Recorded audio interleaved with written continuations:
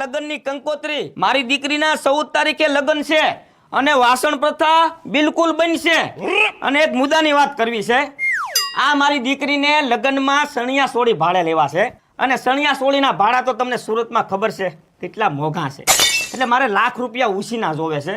જો તમે એ સણિયા સોળીનું ભાડું મને આપો ને ₹1,00,000 તો મારી દીકરીને સણિયા સોળી ભાડે લઈ આવી દઉં. એટલે તમારે ઉછીના ₹1,00,000 આપવા પડશે. બાપુ મોહનભાઈ, એક જોડી મારે ઇન્ટરનેશનલ કપડા સાઈ છે હો. એટલે ઇન્ડો વેસ્ટર્ન શેરવાની સૂટ સણિયા સોળી તમે પૈસા ઉછીને આપો, મેં દિવાળીએ તમને પાછા આપી દેવું. તમે ક્યાં ભાગી જવાના મોહનભાઈ? હે આ મારી ગાય દેવી દીકરી સામું જુઓ, એના આશીર્વાદ લ્યો અને ₹1,00,000 ઉછીના આપો તો તમારી મહેરબાની.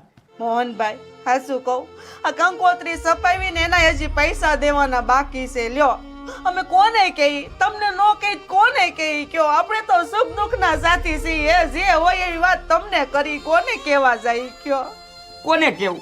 ક્યાં કહેવા જવું? કોની સામે રોદડા રહેવા? એટલે આ ₹1,00,000 કરી દો. તમારી મહેરબાની હો મોહનભાઈ. ठीक है, सोच के बताता हूँ मैं. સારું, તો હું વિચાર કરીને કંકોત્રી આપે. હાલો બાપુ, આ તો લુખો છે. આ લુખો જ હતો. અબ્દુલ છે ને પૈસા વાળો છે, જૈન સીધો પગમાં પડી જાય કાના. શું કીધું? અને કાળા લુગડા પાછા પહેર્યા તારું નખો જ જાય. એક તો હવે પૈસા ગોતવા નીકળ્યા, શાંતિ રાખો ને. અહીંયા શું બાંધો છો? કાળા લુગડામાં હાલો નહીં હવે પૈસાનું કરો.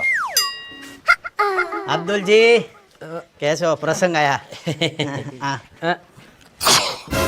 શીખ ખાધી ખોટાડા.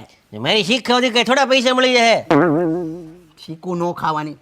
પગે લાયક કાના, પગે લાયક કાના, પગમાં પડી જાઓ, પગમાં પડી જાઓ. આ એ સંસ્કારી બાલક સંસ્કાર